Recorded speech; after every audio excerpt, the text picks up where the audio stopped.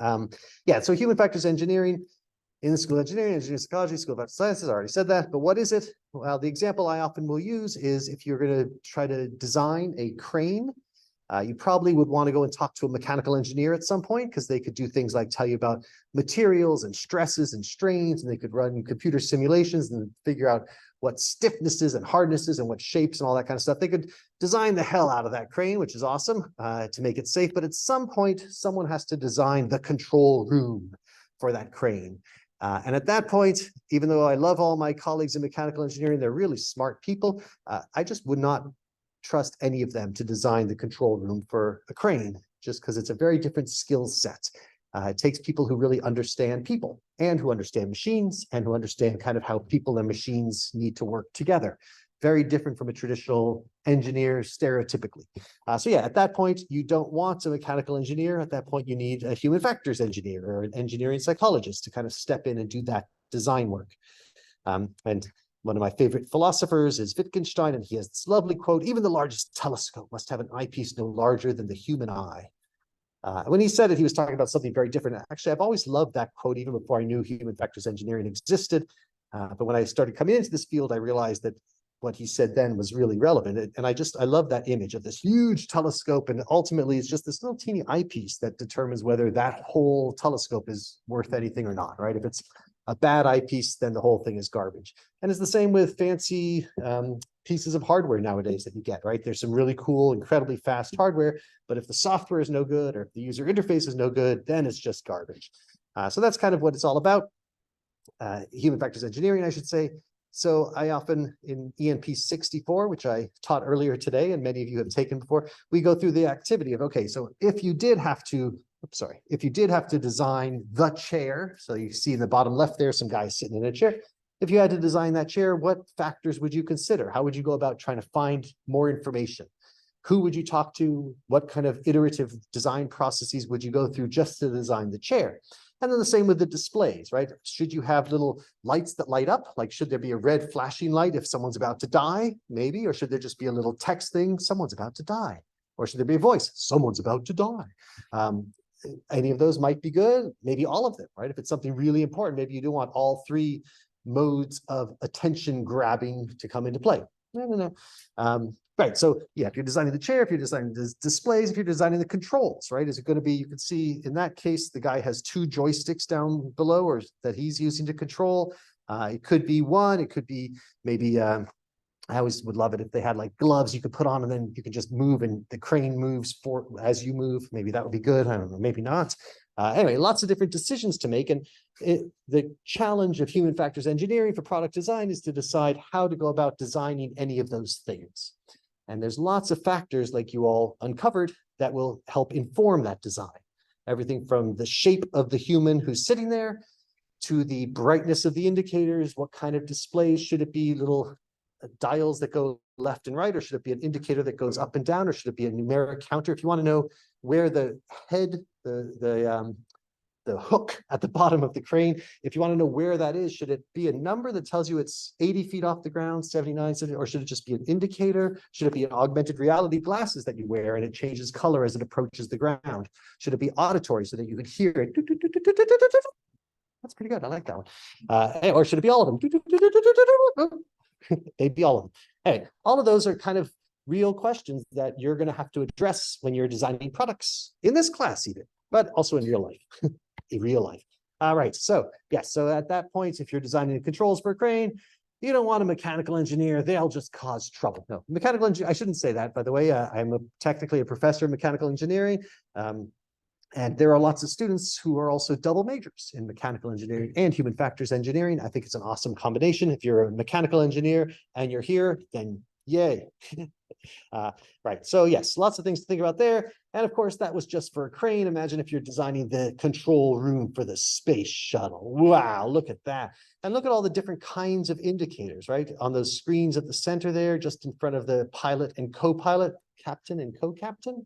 You can see that there's a little angly indicator, a dialy, doohickey. There's lots of different kinds of indicators, and each one probably was not chosen just for its aesthetic qualities, right? It must be that they wanted to convey information. They found that this is the best way to convey that kind of information.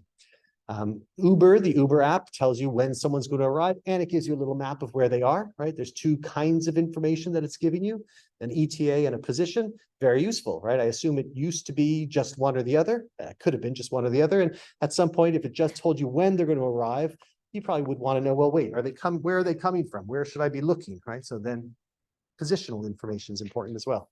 So yeah, it's the same when whatever you're designing, there's going to be various user needs and user desires and user constraints that will inform the design.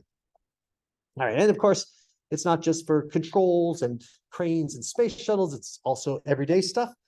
So if you're designing a voice interface to talk to something like the horrendously horrible Alexa, that's a different kind of design challenge, right? How do you do that? I guess probably some of you in 64, I started realizing and complaining about last semester that Alexa doesn't have any way, now it does a little bit, but up until a few months ago, it didn't have an easy way for you to tell it that it got something wrong. Now it does. It didn't used to, and suddenly in the last couple months, it started accepting that. But you'd think that that would have been something that they would have like put in day one, right? It's never going to get better if it just keeps putting out garbage and no one says that's garbage. They should be taking advantage of the crowd to kind of train it up. And they didn't, but now they are a little bit. So yeah, there's lots of different interesting challenges for different kinds of devices. And of course, a lot of you are interested in the digital. Actually, I'm curious, raise your hand, and it's not commitment or anything. I'm just kind of curious. If you imagine your future 3-5 years from now, would you like to be working on physical products or digital products? And it doesn't have to be either or, there's combinations, of course, but roughly raise your hand if you're more interested in the physical product. All right, and more in the digital product? Oh, and unsure, or all of the above. Okay, yeah, that's kind of what I expected. So some of you are very interested in the physical, some of them digital, and luckily in the class we have this semester a bunch of different projects, I think in both spaces, we'll see. Yes, and of course that was physical product design, digital product design. Another big part of human factors is also systems design. Like if you want to make a new system for choosing classes that's a system better than SIS. Is that even possible? Isn't SIS the perfectly designed system? No, of course not. But yeah, another part of human factors engineering is, and that's an example where it really is a digital software kind of thing. But if you're designing a new hospital check-in procedure, which is one space where human factors has had a big influence, you have to design a better system. You have people, you have technologies. How can you consider it all and make a better system? So that's another aspect of human factors. So all of that is human factors engineering. I love it because it's a field that's kind of both an art and a science, a bit of engineering and a bit of human psychology. It's a mix of all kinds of stuff and involves lots of different fields. Now, depending what you're trying to do, so some of you may be biomedical engineering students. Raise your hand if you're a BME student. I'm just kind of curious. Oh, yay. So there are some biomedical engineering students who are probably interested in designing medical devices, medical products. And so they might not be as interested in behavioral economics, but they might be more interested in biomedical engineering stuff. And so, in fact, it used to be, I guess we still do for the degree sheet, there's a domain focus where you take a bunch of these classes and then you can have a domain focus. Like if you're interested in medical devices, your domain focus could be a bunch of BME classes, biology, etc. If you're interested in UX stuff, your domain focus might be some art classes, some design classes, things like that. And that's kind of what makes it a fun field. All right, so, yeah, okay, I'll briefly talk about this. This is just kind of the way I like to think of human factors. I like to think of it as having these kind of 3 or 4 phases. First phase being basic physical human factors, which is what most people still think of human factors as. So like if you go to Europe and say you do human factors, they'll assume you do mostly ergonomics stuff. And the idea there is that you're going to inform your design from human physical measurements. So if you're going to design a new chair or a new robot, you need to take into consideration the physical measurements of the human. So things like how big should the chair be? How tall should the robot be? All of these kind of physical factors definitely are important for design. So that way of thinking about design is what I call human factors 1.0. You just consider human physical limitations, aspirations, opportunities, needs, strengths, weaknesses, etc. And that's awesome. You can go far for thousands of years. Blacksmiths have made better things. Bakers have made better things by thinking about their physical needs, right? Better shovel, better doohickey, all of that stuff. That's kind of what design has been. Design iteration, design evolution. I've really thought about the human physical form. Of course, things like mouse pads, etc. All of those are kind of human factors 1.0. We had a team this summer. Was anyone on MTH team this summer? No, we had a team designing some new things in that space this summer. But then along in the 1940s, along came human factors 2.0, where it's more about not physical ergonomics, but now cognitive ergonomics. How can you make systems that work not just for human physical form, but for human cognitive form? What about memory? What about attention? How can you grab someone's attention? What kind of display structures make more sense? How can you organize information to make it more easily digestible? This is a photo of something that I thought it was a funny fail, where they didn't quite have the digital buttons lined up with the physical buttons. So they put these little connectors to say, oh, even though, this button here, top left, looks like it should be for pin services because it's right next to it. It's not. It's to this one up here, which is kind of a weird choice. I don't know why they just didn't change one or the other, change the physical or change the digital. But in any case, that's an example. And of course, all of this layout for the space shuttle control room, a lot of human factors 1 and 2, both the physical and the cognitive side of things had to come into play. Now we're at a point where we're pushing, I like to think of human factors 3 as involving both, each one involves the earlier one. So 1 was just physical, 2 is physical and cognitive, and 3 is physical, cognitive, and emotional. That's what I think of as human factors 3, is bringing the emotional side of things into design. But I'm a fan of breaking down all these silos and just calling it human factors X, where there's lots of other things that are going to come into play as well. So organizational constraints, marketing constraints, environmental. There's a thing called PESTLE, which is political, economic, societal, technological, legal, and environmental. All of those constraints should come into your design. So if you're designing, going back to the example that a team earlier talked about clothing, if you're going to make clothing, is it going to be sustainable the way you're planning on making the clothing? Like jeans, blue jeans, I think a pair of blue jeans takes 1,000 gallons of water. Does anyone know, is that the right number? It's insane how much water it takes to make a single pair of blue jeans. Growing the cotton, and there's lots of things that some people say we should be quantifying products by how much water they took to make. A hamburger takes 500 gallons of water to make. So for a while I stopped eating hamburgers just for that reason. Like, it's amazing to think 500 gallons of water just to make this one little hamburger. Anyway, but so lots of factors should be taken into consideration in the design process. And that's kind of what we're going to be going through in this class, is how do you actually bring these kinds of things into the design space? I'm going to skip this slide just because I'm running out of time. Yes, so we have all kinds of research that happens here in human factors. We have, oh my goodness, this is slow. There we go. Okay, so yeah, for those of you who are new here, I know some of you are new graduate students. TUS also has one of the country's best occupational therapy programs, and we have sort of a relationship with them. We co-teach some classes, things like that. They actually teach here. They're based next floor down. But yeah, they do some wonderful work on sort of assistive design, assistive technologies. Professor Hannon and Lisk have done a lot of work in that space. They teach a class, assistive design, second semester. So if you are interested in that kind of stuff, check that out. They bring in real clients who have real physical needs. So there was a guy in a wheelchair. I forget exactly what his injury was, but students design stuff for him. And every semester they bring in people. So if you're interested in that, that's another area of kind of human factors engineering applied to physical needs of individuals. There's a bunch of us doing VR research. I have some in my lab. There's a bunch of VR stuff. Driving research. Professor Ward has a nice driving simulator downstairs. I think I still have somewhere, another driving simulator, a VR one kind of thing. We do lots of robot research. There's lots of different areas of research and product design that come into play around TUFTS. We also have at the bottom labs, conferences, speaker series. For those of you who are grad students, you know you're required, I think, to go to our Thursday morning human factors speaker series. I think it's Thursdays at 10:30 a.m. Does anyone know? Is that right? I see some nodding faces. Yes, 10:30 Thursdays in Burden. No, Nelson, Burden, Anderson, first floor. Anyway, I'll send notice around. If you're not a grad student, you're totally welcome to come to that as well. There's lots of interesting speakers. If you're going to do human factors engineering or engineering psychology, I recommend trying to go to this speaker series, try to get involved in research, try to get involved in Jumbo Code, Tufts Design for Social Good. There's a whole bunch of clubs and groups around here that do lots of stuff. I have a pretty busy, active lab. I'll say more about that soon. If you're interested in getting involved, we're going to have our kickoff meeting September 16th at 11, I think it is. Anyway, yeah, Saturday the 16th at 11. I'll send more words about that. But yeah, there's lots of stuff happening around here involving kind of human factors, design, product design stuff.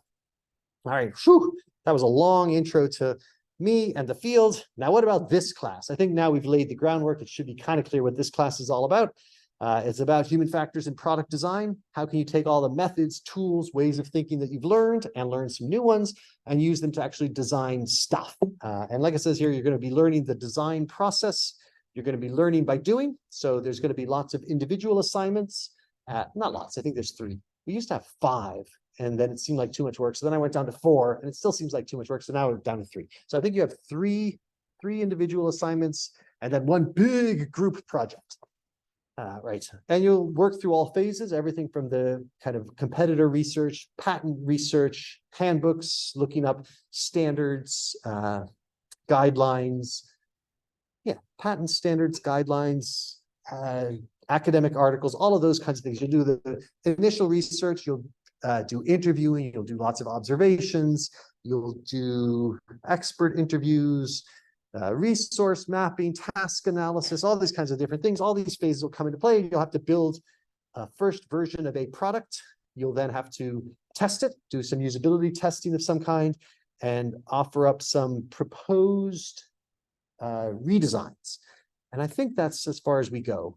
Ideally, we would have a final usability test and maybe even future, but anyway, we'll see how the semester goes. So that's the idea. And there will be individual assignments. There's these 3 individual assignments, and then there's also this big team project, and I'll say more about that momentarily. I did want to point out that this class is not really how to be a designer. It's about sort of how to do design. So depending on what you're thinking about, like if you're here to learn how to do industrial design and make beautiful curves and Bezier styles and try out different color, material, finish, et cetera, that's not really this class. That's more of like a industrial design. We do have a class, by the way, Introduction to Industrial Design in the 2nd semester, where you learn some of those things and you learn to sketch and stuff. This class is more about the research and the prototyping and the ways of thinking to come up with the designs, not necessarily, although not necessarily like the shape, color, finish of the final product, but maybe some of that. But it's more focused on the design itself, not so much the beauty of the design. Does that make sense? We've had students before who took this class expecting it to be a product design class where they'd be making vases and designing stuff like that. And it's not really that. It's more engineering design, nerdy, boring design, but I think more exciting design myself. Anyway, so that's what this class is. Oh yeah, versus ENP 64, I did mention that already, that we'll cover a lot of the same topics, but we'll come at it slightly differently and a more applied and a more deep kind of way. Right, so first question, why do most companies fail? Actually, I'm curious, does anyone have any thoughts on that? There's lots of studies on this, failed companies. Why do companies fail? Any guesses? Oh, yes. Maybe because they created a product or problem that was existing. Nice. Yes, I think that's basically perfect. They design products for problems that actually don't exist. They design products that there is no market need for. No one really needs this particular product, and so the company fails. It may be that they were close. It might be that people actually needed something really like that, but just they missed a core feature, or like that, but smaller, or like that, but digital. So that's one of the issues that we'll be trying to address in this class. We'll try to make sure that we're designing things that people really need. That's kind of the beginning of design, in a sense, is to identify people out there who need something and then design something for those people. That's kind of what it comes down to. So yeah, this class, it's really about understanding your consumers, knowing what they need, knowing what they want, understanding their emotions, understanding their kind of constraints, everything from physical constraints to social constraints to economic constraints, right? If you make a wonderful product, but it's just too expensive, then it also will fail. So yeah, know what people want, know what's out there, understand who else is out there making things that are similar, maybe things in other domains that are related, but not quite the same. How to go out and observe and measure to get actual data to help inform your design.